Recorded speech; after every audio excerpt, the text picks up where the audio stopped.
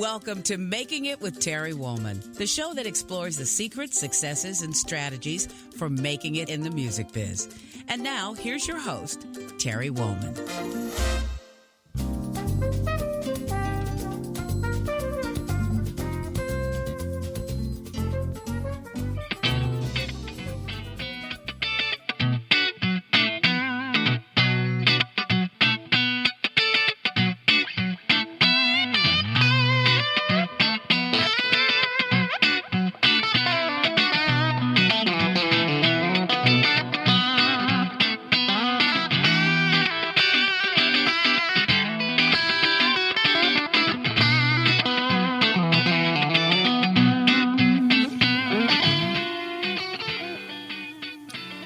Welcome to the show, and thank you for tuning in. I want to say a quick thank you to my guest on last week's episode, world-renowned cellist Tina Guo. If you didn't get to hear it, you can listen to all of our episodes at entertalkradio.com/makingit or download our app and take us with you. Also, be sure to tune in next week to hear my conversation with guitarist and Emmy-nominated composer Grant Geisman. I'd like to take a moment to also thank the companies that help me sound my best, whether I'm performing live or in the studio recording and producing music. Blue Microphones, Taylor Guitars, Duesenberg Guitars, Seymour Duncan Pickups, Mesa Boogie Amps, Diodario Strings and Planet Waves, Motu Digital Performer, IK Multimedia, Fishman Acoustic Amps, and Xotic Effects. So often I get asked questions about the creative process, so I created this show to focus on what it takes to have a lasting career in the ever-changing landscape of the music business. You're really in for a treat, as I've invited my friends, some of the best and brightest in music, to share their stories on how they have influenced the music that has shaped our lives. I guarantee you're going to love it. So let's get started. My guest today is guitarist and product specialist for Xotic Guitars and Effects, Kenny Echizen. Hello. Hey, Kenny. Hi, Terry. Let me tell them, not them, you, my listening audience, a little bit about you and about Xotic. And this is kind of a special day because you've invited us to the Xotic the playroom, we call it. The playroom. Yeah. We are in the playroom today. So normally I don't actually get to sit face-to-face with my guests, and it's really a pleasure to be here. Right Thank you. Cool. Today we're broadcasting live in Van Nuys, California. I'm at the Xotic Guitars and Effects showroom with product specialist Kenny Echizen. Kenny is a session and touring guitarist, recording artist, educator, and clinician. He is a product specialist for both Taylor Guitars and Xotic Guitars and Effects. Kenny's recording credits include The Voice, One Life to Live, Disney, X Factor, True Blood, Hunger Games, the TV show version, Dominos Pizza, and one of my favorite TV shows, Sons of Anarchy, which I want to ask you about. Cool. His touring credits include performing with an eclectic group of artists, including Taylor Dayne, Nuys, Kamran Hooman, Jake Simpson, and many more. Let me tell you a little bit about Xotic Guitars and Effects, the company that Kenny represents. For nearly 20 years, Xotic has been a leading innovator in sound design and tone. The roots of Xotic go back to a small garage in the San Fernando Valley of Southern California back in 1996. The one-man company began by producing and designing high-quality bass guitars and preamps. The company grew slowly and steadily over the next 10 years and went on to release the Xotic AC Booster, RC Booster, and BB Preamp. As Xotic's brand came to be more recognized throughout the market, the demand for its products became too great to stay working out of their tiny garage in San Fernando Valley. To make way for the future, a change was needed, so they moved to its current location in Van Nuys, California, where Xotic continues to design and manufacture world-class guitars, basses, and pedals. I am excited to be here at the Xotic showroom with my guest, Kenny Echizen. Thank you, Kenny. Woohoo! Yeah. Man, listening to all my credits, I feel like I've been fired by a lot of people. You know what I mean? What's the secret to your success from moving so quickly through one artist to the next? Keep saying yes to everything, probably. That's a good idea, and it's also hard to hit a moving target. Yeah, absolutely. So how about this one? Right. Keep your head down, play guitar, and show up early. Show up early, be on time, do your homework. Yeah. All the, it's so funny. Like a lot of people, they all focus on being the best player they can be and all that. Yeah. But a lot of people tend to forget, being on time, being a nice person, no attitude. Right. Don't be late on lobby call, which is a huge thing. If you're yeah. just things like the non-musical part is probably the most important thing. Yeah. And by the way, for those that don't know, 15 minutes before your lobby call is on time. Yeah, pretty much. Anything after that is late. Yeah, that will get you fired more than messing up a song. Sure.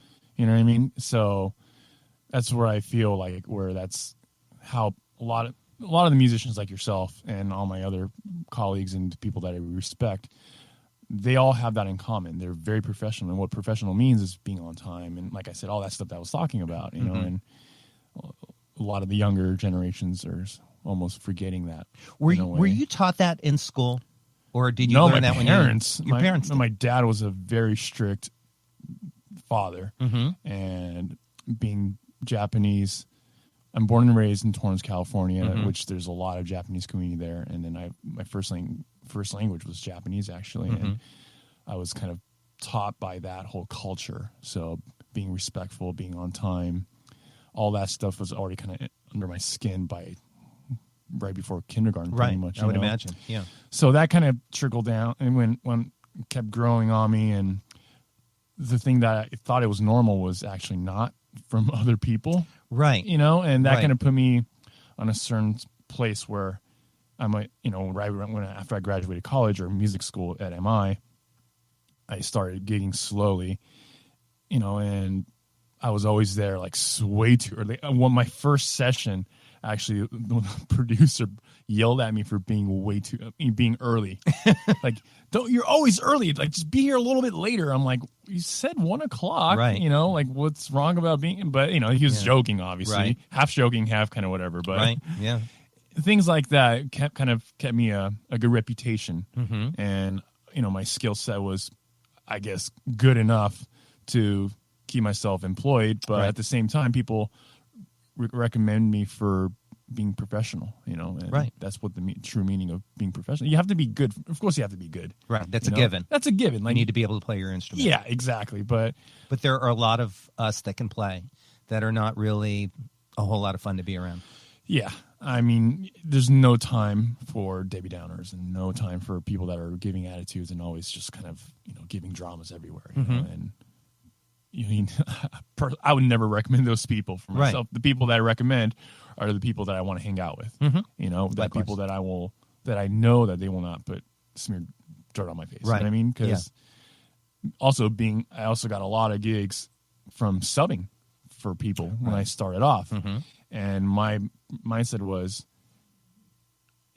being a sub, I have no responsibility in a way.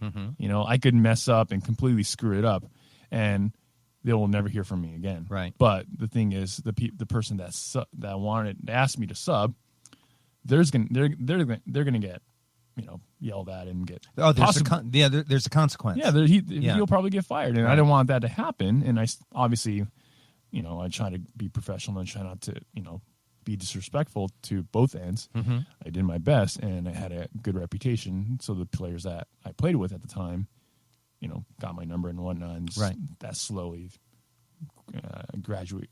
gravitated to other gigs. So, which is kind of cool. And for what it's worth, we first met in a club. Yeah, I still remember this. I went to see Toshi Yanagi, right, who plays guitar for the Jimmy Kimmel Show, right, and so many other stuff. But he and I have known each other for over a decade now, and he had a gig at the Cafe Cordial, right. And it was you and your wife, and I forget who the other band members were, but they were just crushing musicians. And I just approached you that one night at Cafe Cordial. I don't even remember when that was, but yeah, it was a few years back. Yeah, and then we exchanged contact, and that was it. Yeah. But stayed in touch a little. Yeah. Yeah, and that was about it. You know what I mean? But a few years later, but I think both made a good, solid first impression. Yeah, absolutely. We liked each other, and knew that we wanted to figure out how we could do things together, whatever that might be. Yeah, because I was probably in my early 20s, if anything, and I got your card, and I just emailed you saying, "Hey, you sounded great last night, awesome," and I kind of expected not hear back from you, just Right. being Sure. so used to not hearing back from people. Right. But right off the bat, you sent me an email, wrote back to me and said, thank you for coming and all that stuff. And it was just like, it was kind of a breath of fresh air. Yeah, it It's is. like, wow, somebody actually cared and spent their few minutes to write me back. That's really cool. It is. It's pretty fascinating that something that you would hope would be a normal work ethic or life ethic would stand out. But it's true. The fact that you were brought up with this strict parents and know how to show up on time and be prepared, and I was as well. That would stand out, but it does. It really makes a difference. I want to start digging in and asking you some questions about Xotic and Taylor. You're a product specialist for both Taylor Guitars and Xotic Guitars and Effects. Yeah. What exactly does a product specialist do?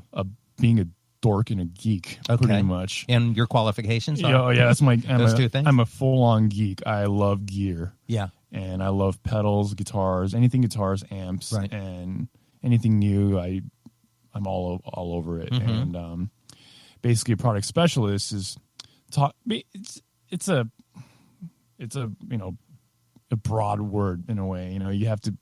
You talk to dealers, you talk to customers, you talk to artists, you talk to anybody, and you have to know your stuff. You have to know what individual products will do and what's suitable for and what's suitable for. So, the product specialist part I do for Xotic is kind of customer service, A&R, and all that stuff all into one, becoming a product specialist. Right.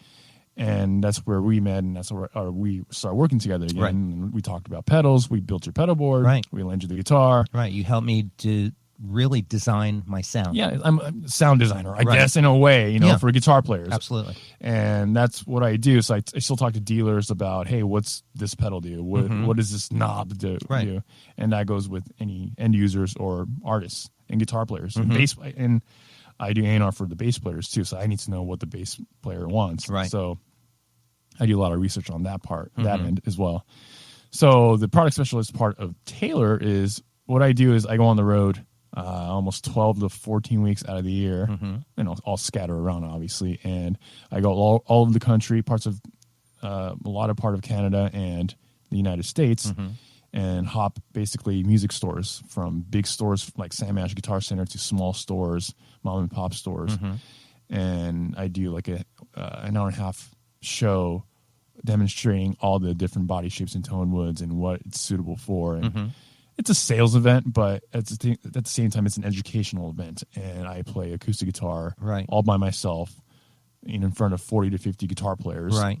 So to me, that's a little bit more nerve-wracking than 2,000 people that have nothing to do with music and they just there to have a good time. Right. You know what I mean? Well, I mean, that's still nerve-wracking, but in a different way. Having 50 people like crossing their arms and be like, oh sure, I could do better than that kind of a thing. It's like, it definitely puts you on the spot. It does. So anyways, it's completely different. But it's also an opportunity for you to use your guitar playing skills. Right. In a way that, again, there's a performance aspect to it. Absolutely. It's an educational aspect. Absolutely. It's a sales aspect to it. But in a way, it's no different than doing a concert, because that's also a sales activity as well. It's a performance. You have to sell the product, which is either yourself or an actual guitar. It's still a sales event. Yeah. Tell me about Xotic and what you love about this company. Well, Xotic, the first experience I've had was I was a student in Musicians Institute back in 2004, and I didn't know anything about pedals or guitar much, besides the ones I have, which is very little. And Alan Hines, who's a good friend of mine and a good friend of both of us, everybody, and he was playing one of these yellow pedal that says AC Booster, and I'm like, what the hell is that? I'm so used to seeing a pedal being like companies like Boss and the Tube Screamer, with the big switches and big knobs, and this yellow box that looked nothing like an overdrive pedal, right? And I was looking at that, I was like, what is that, Alan? And he's like, oh, it's called an AC Booster. It's this this guy that makes it at the garage, blah blah blah, and it just sounded nothing like the stuff that I've heard. It doesn't sound like the DS1 or even a Tube Screamer, and I just fell in love with that. But it was very expensive, so I started saving up, and at Mesa Boogie, I think I bought a couple pedals from there. Right. And I started teaching at MI right after I graduated. And that's where I started to become closer to Alan and other musicians, other guitar players that knew the owner of Xotic, Toshio Horiba, who's my boss now. Right. And Alan Hines and another guitar player, a good friend of mine named Chris Jurgensen, they talked to Toshio about me. And said, hey, there's this young kid who's Japanese-American, plays guitar, and teaches at MI, and he's a good player, and he's a good kid. You know, you should talk to him. So Toshio knew about me already back then. So I was on a little cruise ship tour right when I was 22. And after I came back, I had a gig with my band, and Toshio hit me up saying that, hey, I heard that you have a gig coming up, and we'd love to meet you, because Alan and Chris were, saying a lot of good things about you. I'm like, great, we'll love your products. I'd be using 2 of your pedals on the gig. We'd love to talk to you about it.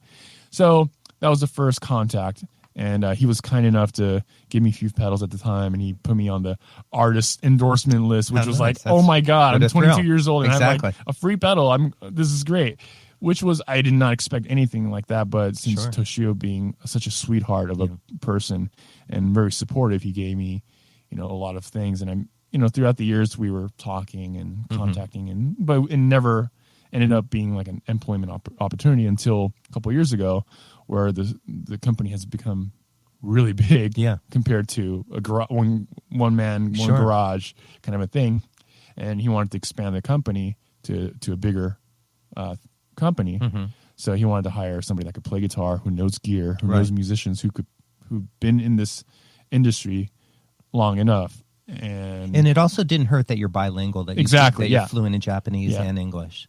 So that was really cool. So they hit me up to do a demo video one day out of nowhere. He said, hey, what are you doing, tomorrow morning? I'm like, nothing. I love those calls. Yeah. Tomorrow morning, like, nothing. Can you come over to the studio and demo? We're getting into our first break. I'm here with Kenny Echizen, and we will be right back. Stick around.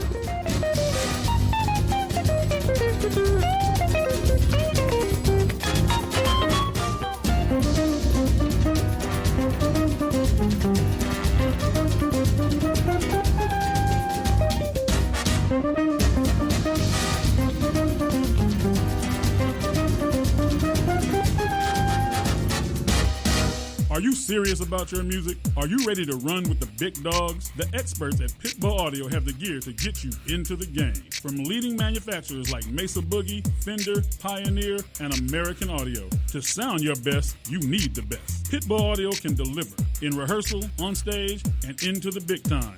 Dropping beats, shredding guitar, or making the crowd roar. Whatever you dream, Pitbull Audio can help make it happen. We are Pitbull Audio. We want you to play it loud. PitbullAudio.com. You know what's all around you every waking moment of your life? Marketing. You're choking on it. I'm Scott Robertson, and when it comes to strategic PR, branding, and marketing, I've seen it all. And actually, I'm still seeing it because bad marketing never sleeps. Join me each week on May the Best Brand Win, right here on Intertalk Radio, and learn how to make the marketing for your brand unforgettable. Hi, I'm Tim Dolbear, the host of Sound Experience on Intertalk Radio. Each week, I talk with top professional audio engineers, producers, musicians, and the manufacturers that make the tools that we use in the studio each and every day. From capturing the perfect take to mastering your final release, and the tools and how the pros use them, we are going to dive deep into their process and learn from their experience. I look forward to you joining us each week on Sound Experience with me, your host, Tim Dolbear. This is Jackie Bertoni from Jackie's Groove. Come join me weekly on my journey through the music business as I take you behind the velvet rope, interviewing industry notables such as Al Di Meola, Michael McDonald, and Al Jarreau, to name but a few. Listen to their stories on being in the studios recording #1 hits and onto the stages throughout the globe. Allow me to be your music historian. You can hear me live every Monday at 2 p.m. and every Wednesday at 12 noon Pacific Standard Time or 24/7 on jackiesgroove.com. Ready to get your groove on?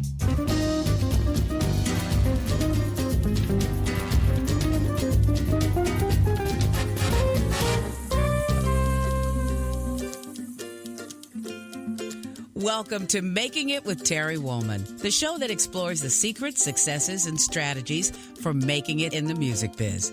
And now, here's your host, Terry Woolman.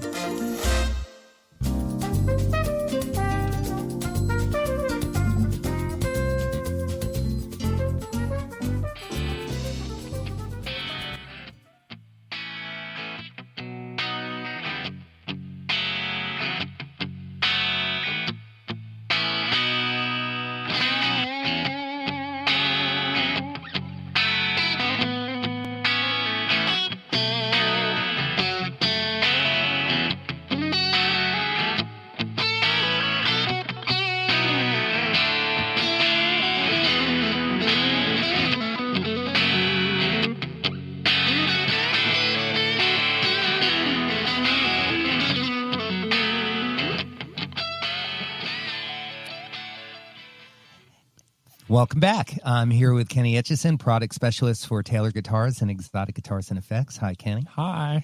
And, I first became aware of Xotic in 2006 when I was updating my pedal board for the Kebmo tour that I was on. And my guitar tech, Norik Renson, recommended I buy an RC booster and a BB Preamp. Oh, cool. And it brought my tone to a whole nother level. Awesome. So I thank you for all of you and your company for making such great products. And it's really fun for me to be here in the showroom with you. And for all of you listeners out there, I have a special treat that I have not done yet because I'm normally not in the same room with my guest. But we're going to play a live song in our next segment using our Xotic guitars and pedals. So you'll get to hear these beautiful instruments and pedals in action. Yep. And Kenny and I having a little bit of fun together. Sweet. You were talking about your evolution as a musician, and I'm sure that your dream as a little kid growing up in Torrance was not to be a product specialist for. God, no, not even close. You wanted to be a musician? Yeah, I mean, what drew you to guitar? What's your early evolution? Well, I didn't know what being a session musician or touring musician really was, but I just liked the whole terminology of it. Right. It sounded like a really fun gig to have. So I had a little thing with the guitar, kept it going, went to music school, and just basically tried to be a professional, whatever professional musician was. Are you the only musician in your family? Yes, I'm the only. So your mom and dad? No, they had no idea about music at all. And your wife? No idea. No idea. So, Zero clue. Right. Yeah. So I never, like you said, I never expected to do whatever I do now. 10 years ago, however long years ago, that I wanted to become a professional. Right. But, like we all know, one thing leads to another. So, this gig was something from meeting Toshio years ago out of nowhere. And now they just offered me to do this gig because, being bilingual and knowing a lot of gear and playing guitar and knowing a lot of the musicians out here, that really led me to this gig, which, it's a completely eye-opening experience because I'm so used to just not sitting in an office and doing computers and all that stuff. You know what I mean? So that's been very interesting. But still, I get to play. I'm still on the road playing for artists and doing the Taylor stuff, and I do sessions a lot. And I know that you do sessions and you tour and play on soundtracks. Do you enjoy studio work as much as live performance? I like the studio more, honestly, because it kind of brings out the creative side of yourself. Right. You could be creative on stage too, but it's a different kind of juice that you have to kind of start flowing. You know what I mean? Absolutely. And again, I like gear. I like making really cool, whatever I think it's cool. And, people liking it is more, it's very satisfying. Right. And I like the whole process of starting from scratch and building something beautiful and great together instead of rehearsing all the time and coming up with one performance or several performances, which is still fun. And I love to do it. I still love to do it, but to me, I like the whole studio creative side for me. Yeah. I understand that. I love being in the studio. Yeah. I also love being on stage, but there's something very magical about being in the studio with instruments and pedals and people. Yeah. How did your education at MIT prepare you for both of these skills, studio work and live performance? Hard to, definitely the school definitely helped me read a lot of because that is not all the guitar players out there, to be honest, that knows how to read. Did you have solid reading skills before you went to music school? I played drums in marching band. Right, you were in drum corps when you were a kid. Yeah, I was during high school. Didn't you start on piano first? I started on piano when I was 6. I knew what those notes were, right, and what they do. And also on drums, I knew I was pretty solid with the rhythm, but I didn't know how to incorporate that into guitar. Right. So as soon as all of a sudden the teacher handed me a sheet music with 3 notes on the in the paper, I had no idea how to play it. So basically I had to start from scratch, but I knew what they were. Right. But I didn't know how to put that into the guitar world, so to speak. Right. So that helped me out, learning how to read, write my own charts on the fly. That's helped me out more than anything else. And then when the producer says, hey, can you do a little bit of that, but in a higher position, or can you do that in a different area or whatever? If I didn't know my notes on the fretboard, knew the triads or any theory background or whatever, like, oh, let me tune my guitar down a whole step and a half, and then rethink. So if I'm playing this chord, then that means, and so I could use my theory to convert all the chords into down, a minor third or whatever. Right. So I could do that on the fly, which is a good part of it, a solid part of it, of being more of a studio musician than anything else. Because a street musician, so to speak, it takes a little bit more time. I've seen and heard that it takes a little bit more time for them to figure out, just shifting one position or shifting a voicing on the same part. It takes a little longer. Not everybody, but some.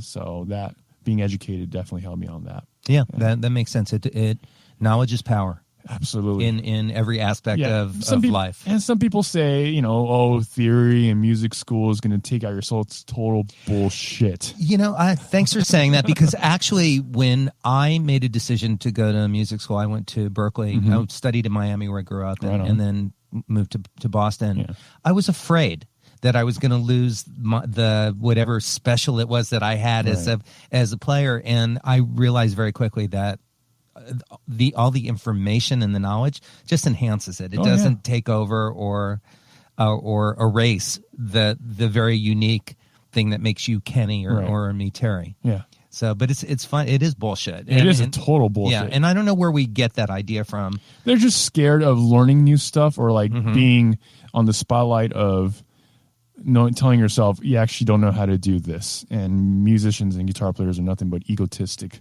bastards. Like, you know what I mean? Yeah, that's true. I have my own ego. You have your own ego. We have our own confidence, and we're afraid of being told that, hey, you're not good at this.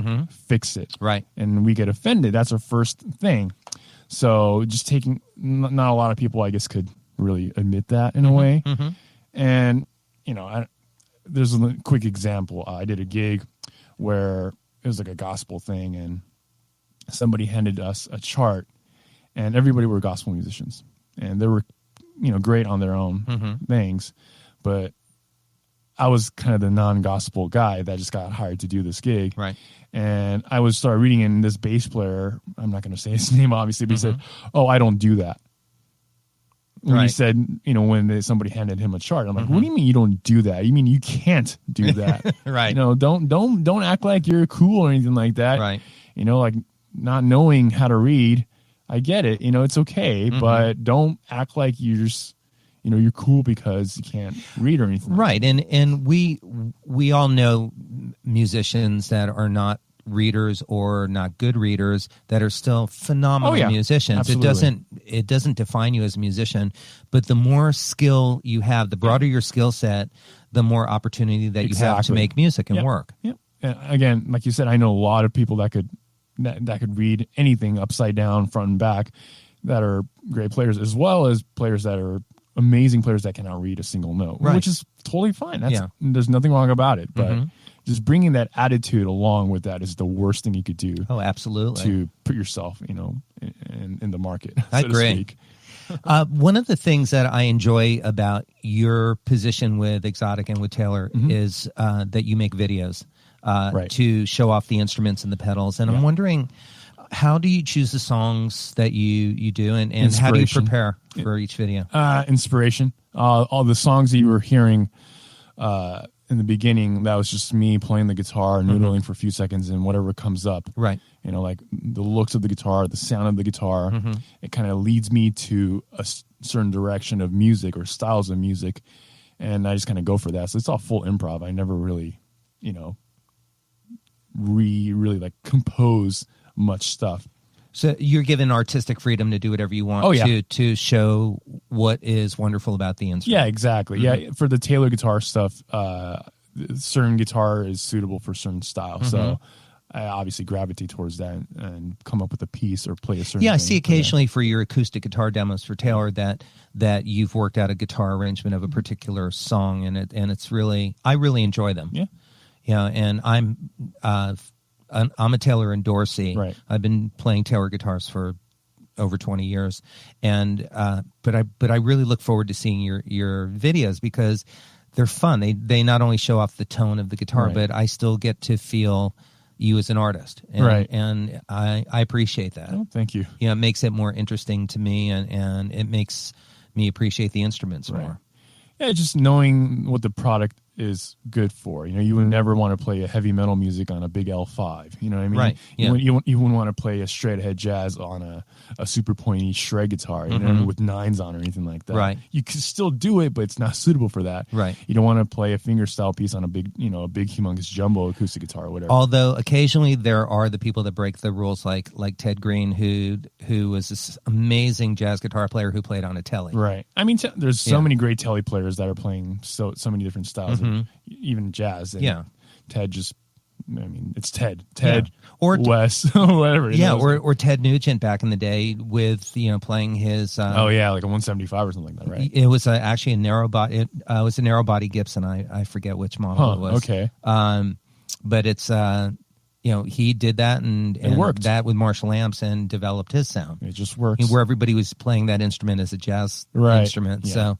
But I'm a big believer in breaking the rules. I mean, that's what this show is about, is shining the light on how to think outside the box. And that's why we're sitting here, because you're a great guitarist, a great musician, but you're also not afraid to take that skill and limit it to just saying, oh, all I'm going to do is this. Yeah. You're open-minded enough to say, you know something, working with a company like Xotic or with Taylor could be a very cool thing where everybody benefits. Yeah, our job is to break the rule and do all the others, finding all these other things that not a lot of people could really,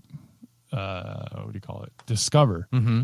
And I have so many of the facility and time to mess around with these great instruments and pedals and whatever to really figure out, hey, this could work for this too, and that's where my job comes, great, because I could tell so many guitar players that these work for a certain style or whatever. Well, that leads me to my next question. Do you get to keep the guitars and pedals and all the really cool wardrobe that you have in every video that you Sometimes, but nope. I pay for everything. Taylor guitars, I buy my own Taylor guitars. Of course, with the bro deal. Right. Same with the Xotics. Mm-hmm. The guitars I bought with my own money. Right. If I truly believe in the instruments and the company, I will pay my own money. Right, because you actually want to support the company. People forget, just because the company is well known, it's family business. Yep. A lot, Diodario and there's a Diodario family, and that's who you see at the trade shows, and with Xotic and with Taylor, Bob Taylor, and they're everybody. Mesa Boogie's that way. There are companies that are doing their best to make amazing product with integrity, right, and to get it out there and make a living, stay in business as we are as musicians. And it's part of the reason this is my first, you're my first guest that I've had that we're delving into this area of the music business, the background of product specialists and artist rep and endorsements but I think it's really important to support the companies that support us. Absolutely. The jokes that are all over the musician world is, the club owners are asking them to play for free for exposure and all that stuff. We could put the same thing for artists, for endorsements for companies like us. And then people ask, some people are asking, hey, I'm playing for so-and-so and doing this tour and so, so can I get some basically free stuff? Right. it's the same thing like somebody's asking you to play for free for the exposure that they're going to get. And I get it. I totally get the, the whole background of all that stuff, but we have to pay our own bills too. And there is some, the realistic side too. And of course we could help you out with some artist discount or some sort of help, but we can't just, throw away stuff like it's nothing. You know what I mean? So can you tell our listeners what companies are looking for when an artist wants to develop an artist relationship with a company? What kind of artist do you want to see? Great question. Well, people who actually believe in it, and I've had some artists that wants to get an endorsement deal from me. The best example was somebody reached out to me saying that, hey, I really love your products and I would like to have some sort of relationship with you guys somehow. Can I buy something at full price and I'll just promote the shit out of it by Instagram, Facebook, everything. Right. And I'll make live too. I'll make everybody, if somebody asks me what my guitar is or where my pedals are, I'll tell them, who to talk to and all that, and have them make sure that, I, meaning the person, tell him that I brought him. You know what I mean? Like just right. Like they were there wanting to make sure that the company was going to get as much as they were getting out of the relationship. Yeah. And people forget. I've had very long-term relationships with the companies that I endorse, with Mesa Boogie and D'Addario and Taylor, and a newer relationship with your company, with Xotic. Even though I've been using the gear for a long time, but it's growing and evolving into an artist relationship as well, which I deeply appreciate. Yeah. But people forget that it's an artist relationship. Absolutely. It works both ways. Yep. We're getting ready to go into our next break. I want everybody to please stick around. I'd like to invite you to stick around because Kenny and I are going to play a live song in opening up the next segment. And we've got a lot more to talk about. Yeah. So I really appreciate you being here. Thanks for having me. And what's the website for Xotic? Xotic.us with an X. Okay. Xotic.us. Okay.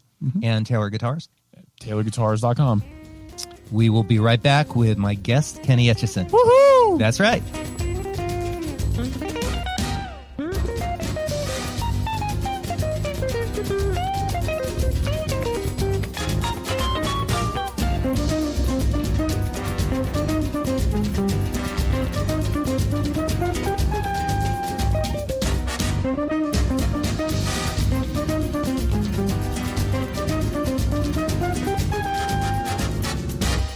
Hi, this is Tim Dolbear, host of Sound Experience here on InterTalk Radio. And Source Connect by Source Element is the essential tool that we use to link between my studio in Austin, Texas and the WS radio station in San Diego. Now with Source Connect, not only can we communicate in real time and with HD audio, but it's synced up and is of a high enough quality that I can use it for real-time ADR work, remote recording and overdubbing, and it even allows me to remotely control a DAW. Source Connect by Source Element, affordable, high-quality audio and video connection over the internet for all of your production needs. You know what's all around you every waking moment of your life?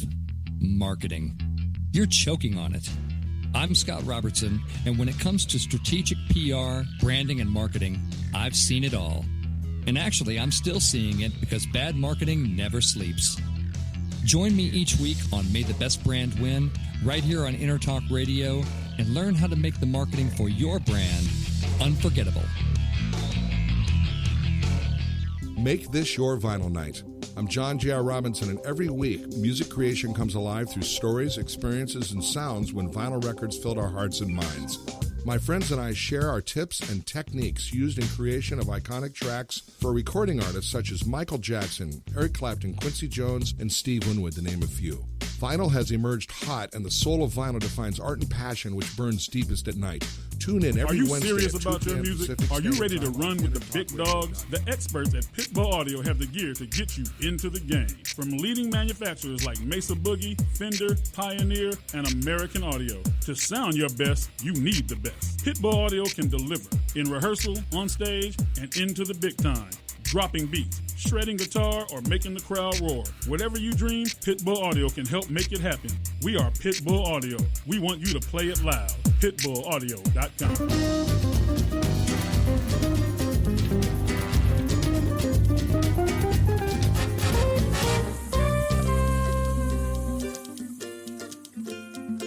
Welcome to Making It with Terry Woolman, the show that explores the secrets, successes, and strategies for making it in the music biz. And now, here's your host, Terry Woolman.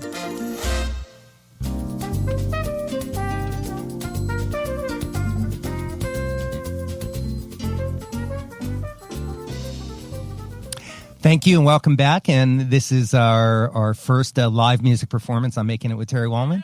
I'm here with Kenny Echizen. Woo! And we're going to show you a little bit about what these amazing instruments sound like. Xotic Guitars. I'm playing the Xotic California Classic. And you are playing? Also the California Classic. California Classic. And I'm using the AC Booster, the SP Compressor, and the EP Booster as well. And you? I'm using the AC Booster and the X Blender running a carbon copy analog delay. So here we go. Little one of our favorite songs. Little Steve Lind. 1, 2, 3, 4.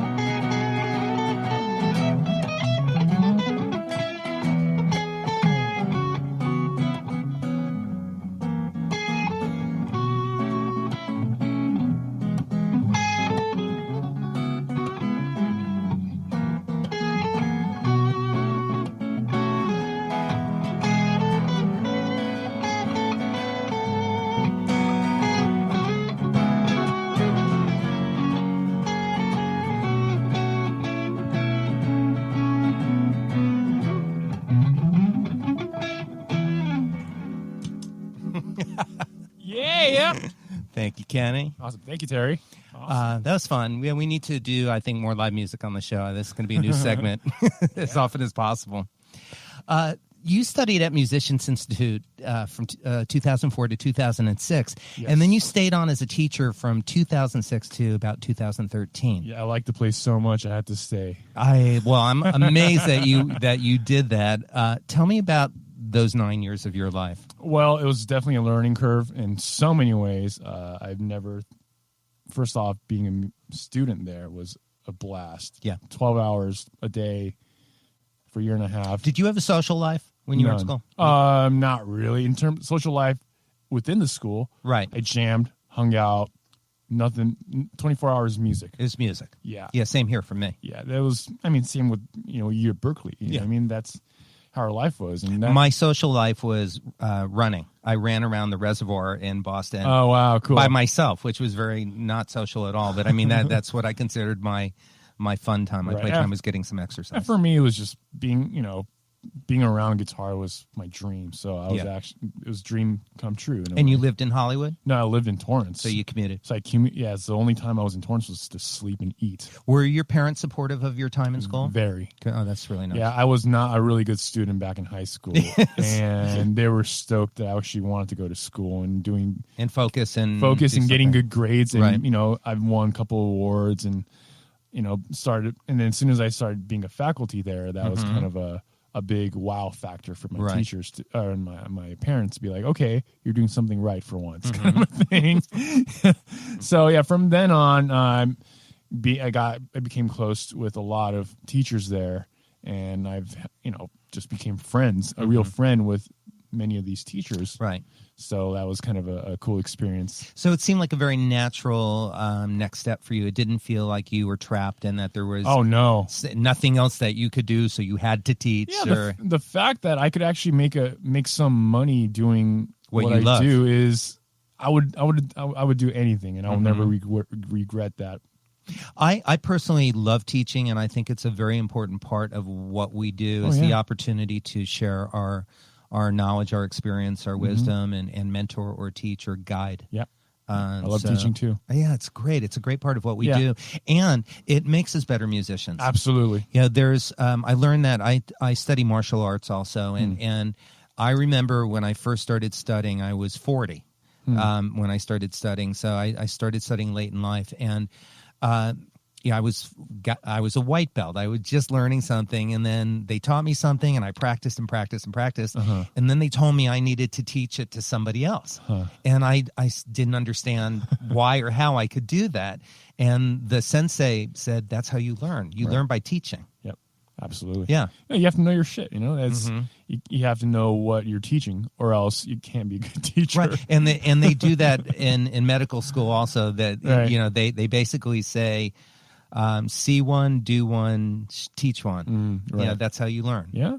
So it's very cool that you did that and that it was a positive experience. It was very positive. Things were cool. I got to, like I said, get to knowing the teachers were very cool too. When you were a kid, did you have any other hobbies, or were you just a geek? I was a geek. Yeah. Yeah. You didn't do sports or? Oh, I mean, sports and I do not get along. No, not at all. I mean, even now, all my friends are like, "Oh, did you see the game?" I'm like, "Yeah, sports, totally." Yeah, yeah. Kick a free throw, guys. Yeah. You know, when I moved to LA and I actually have always loved exercising, but I don't really watch a lot of sports unless it's when I get invited to a game. I think it's really exciting to do that. That's a different experience. It is, or to watch like a World Series or an Olympics. Seeing the world's greatest anything has always intrigued and thrilled me. But I realized, you know, I was hanging out with people, I was networking, and everybody was talking about the game last night, and I felt like really like a fish out of water, and I thought I should pay a little bit more attention to, you know, who won, and I did. I would like look at the news or look at the newspaper, and so at least I said, yeah, that was great. They won, you know, the Lakers won last night. Go Lakers, and then on to the next, you know, conversation. But I still wasn't watching the games. But when I did get invited to Lakers games, they were amazing. Oh yeah, it's a different experience. Being on that field is different too. So let me ask you a couple of personal questions. Yep.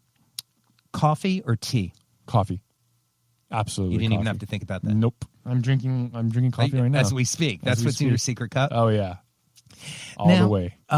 Is it true that you weren't able to eat sushi until this year? Until like a few months ago. How's that possible? I don't know. It just happened. I hated sushi. I actually loved sushi. My parents used to own a restaurant. They did? Yeah. And I used to eat a lot of like real good sushi for a long time. And that's all I ate. Right. And I forget when it was, young age, one day I just hated it. And hated it until a few months ago. And my my girlfriend at the time, wife now. You just got married recently, didn't you? Like a couple weeks ago. Yeah. Congratulations. Thank you. Pretty crazy. Yeah. But yeah, she loves sushi and she hated it. You're not wearing a wedding ring? Not yet. Okay. Yeah, we have a wedding next year. We're going to save it for then. But she loves sushi and she hated the fact that I hated sushi. And she kept bugging me. And I said, no. And all of a sudden, one night, she said, hey, what do you want to go eat tonight? And I said, let's have sushi. Something was like fall from the sky. It was like, she's like, clank, clank, like just everything was falling. It's like, what's going on? It's like, yeah, let's go eat sushi. He's like, what? Okay. So we went there not knowing what I'm going to eat or if I'm going to like it or not. I had my first bite. I'm like, yeah, I could eat this. And she's just like, jaw dropped. And we've been eating sushi a lot since then, which is pretty cool. Yeah. So it's very expensive. Yeah, it is. It's a very expensive habit. So what you're saying is it's good to not be rigid in your ideas about life. Have an open mind. Have an open mind. Yeah, exactly. And good things might happen. Yeah, I mean, it's okay to hate certain things, but always be open, and because one day that might come to you and be like, all right, I want to do that. And if you don't have an open mind, you wouldn't take that step. Well, in this particular case, the perfect example, eating sushi led you to being married. Pretty much. Yeah, so, yeah. I mean, really good things can happen. I put a raw fish on her fingers, and she said yes. I'm just saying. You mentioned performing on the cruise ship gig back in 2009. I know you went to Antarctica, South America, Mexico, Alaska, Canada. That was my first time carrying a guitar going to an airport. Oh yeah, that's big fun. Or going anywhere longer than 2 days. Right. Without going home, and that was a scary experience. How long were you at sea, and what was that experience like? I was like? out for 4 months when I just turned 22. 4 months straight? 4 months straight. Yeah. And by the way, that's 7 days a week, right? Did they give you breaks? Yeah, 7 days a week. 7 days a week. Oh yeah, 7 days a week for a gig for 3 hours to 4 hours a day. I guess that really improved your guitar playing. Yes. I'm definitely made my guitar. I get to wear my guitar a lot lower now because of that. Because I used to wear music school height. You know what I mean? And then I kept playing the same thing over and over every night. So I got bored. So I'm like, what should I do to make this more challenging? Oh, let me lower my guitar a little bit more. So now I have it lowered down here, rock style. Like rock and roll style, and playing jazz on that. So that was pretty interesting. But were you playing solo guitar, playing in the bands? No, I was playing with a band, a ballroom band. We do Rumbas and cha-chas and a bunch of standards. But yeah, my first time flying anywhere internationally without my parents or anything like that, or not a vacation. And my first thing was flying into Argentina, which was a scary thing, and never been. It took me 20-some hours to get there, and it was hot and humid and jet lagged, and all of a sudden I'm thrown into this big boat and do this. And the next week I was watching Antarctica, a bunch of icebergs floating around. So that was kind of a scary moment. And then being just shaken around by the water and all that stuff was that definitely made me thick-skinned. Yeah. My teacher at MI at the time, he's like, Kenny left here as a boy and came back as a man. And I really believe that. I mean, I was a completely different person when I came back. I understand that my experience that made me, what I say, grow a thick hide, thick skin, was working in television, music directing, late night talk shows. Very quickly, you need to toughen up and not take anything personal. Oh, yeah. And it made me a drinker too, actually. I could not finish a half a bottle of Budweiser at the time, which is, I can't even think about it now. But I came back drinking whiskeys, it's nothing, which is a good and a bad thing. So it probably helps you when you're in Japan working as an artist rep. Oh yeah, for no business problem. dinners, right? Oh yeah, I could out drink them anytime. You work very closely with many of the top guitarists in the music industry. What qualities do you think these guitarists share that contribute to their success? What do you see as an observer? The thing that we talked about in the very beginning was the being professional and being kind and not having a single attitude. And having confidence and attitude is a completely different thing, And wow. Say that again. Having confidence and having attitude is a completely different thing. That's right. And you could be confident and not be a jerk, and it's hard to do that and right off the bat, it takes skill set to become that confident and not to look like a jerk, but the people that I adore, that I work with, and look up to, they all have that in common. Alan Hines, Toshinagi, my good friend Ross, who passed away, Bolton, and he was a great example like that. He was a very friendly guy, but had this little edge of that confidence. Yeah. And it showed it in his playing too. And he was my first and foremost, will be my hero for the rest of my life. And he, rest in peace, Ross. But he definitely made me who I am as a player in the beginning, and still am. I'm still learning from him. Yeah. For those of you who didn't know Ross, he played with Al Jarreau and Yeah. with a lot of other people, and was one of the regular guitar players on the Dave Koz cruises that I've been a part of the last few years. Yeah, that's right. You played for Dave. Yeah, and but the thing is, there was a kindness to him that I always really appreciated. You know, if he would see me in a club, he'd call me up and hand me his guitar. And, it was a sense of generosity. It was just a pure sense of generosity and sharing, and I think that's a really important quality also. This is a question I normally ask at the end of the show, but I don't want to run out of time and cut you short on this. So I'm going to ask you now. Sure. And then we will continue on. At this stage of your life, with everything that you know to be true, what would you ask? What would you tell your younger self? Just say yes to everything. Don't give an attitude. Stay in time. Do what you're doing. Always believe in yourself. Don't have it's hard sometimes, but always believe in yourself, and always work hard. Always work hard, because hard work will, pay back in a good way. So I don't know. Just say, be open-minded and work hard all the time. I guess. Say yes. Yeah. Thank you for that. I really appreciate that. We've got about a minute left. Is there anything that you want to tell people about yourself or Xotic or Taylor or about life or about life? Coffee all the time. Coffee is good. Coffee is good. And careful on the bottle. You know what I mean? Yeah. But always, for everybody, just be well. There's a lot of shit going on in this world that is not good. A lot of sadness going on. So always be happy and love each other. Love yourself to the family and friends. And it starts by little things, will grow into something big. Yeah. Just like all of our life and careers. I really appreciate you. Thank you very much, Terry. Thank you for inviting us to your home away from home, the Xotic Playroom, the showroom. This has been really fun. I'm a kid in a candy store today. And I thank you so much. This is, again, Kenny Echizen. Thank you very much for your time. Yeah. And go check out Xotic Guitars and Effects. Yep. You will be doing yourself a favor. And thank you for allowing me the opportunity to shine the light on one of many fantastic companies that are supporting musicians and artists, and for giving your perspective on what it's like to be a guitar player and an artist, and remain true to yourself while being of service. And be better every day. Be better every day. Yeah. So thank you, everybody. I will see you next week with Grant Geisman. See you guys. Thank you very much. Thanks, Kenny. Thanks, everybody. Thanks for listening.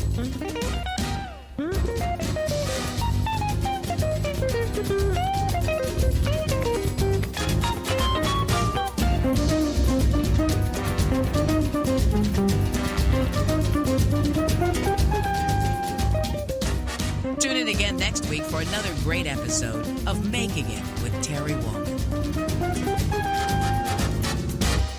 This is Jackie Bertoni from Jackie's Groove. Come join me weekly on my journey through the music business as I take you behind the velvet rope, interviewing industry notables such as Al Di Meola, Michael McDonald, and Al Jarreau, to name but a few. Listen to their stories on being in the studios recording #1 hits and onto the stages throughout the globe. Allow me to be your music historian. You can hear me live every Monday at 2 p.m. and every Wednesday at 12 noon Pacific Standard Time, or 24/7 on jackiesgroove.com. Ready to get your groove on? Hi, this is Tim Dolbear from Eclectic Studios. I'm a full-time mixing and recording engineer. I work with Grammy winners, labels, and indie artists, using state-of-the-art digital mixing and restoration tools and the very best in analog gear. Really, though, it's my ability to bring tracks to life and fulfill your vision for your music. This has made me sought after by producers and artists worldwide. So spend your time working on music and not chasing a mix down a rabbit hole. Go to timdolbear.com and check out our free one-song mix offer. You know what's all around you every waking moment of your life? Marketing. You're choking on it. I'm Scott Robertson, and when it comes to strategic PR, branding, and marketing, I've seen it all. And actually, I'm still seeing it because bad marketing never sleeps. Join me each week on May the Best Brand Win, right here on Intertalk Radio, and learn how to make the marketing for your brand unforgettable. Are you serious about your music? Are you ready to run with the big dogs? The experts at Pitbull Audio have the gear to get you into the game. From leading manufacturers like Mesa Boogie, Fender, Pioneer, and American Audio. To sound your best, you need the best. Pitbull Audio can deliver in rehearsal, on stage, and into the big time. Dropping beats, shredding guitar, or making the crowd roar. Whatever you dream, Pitbull Audio can help make it happen. We are Pitbull Audio. We want you to play it loud. PitbullAudio.com.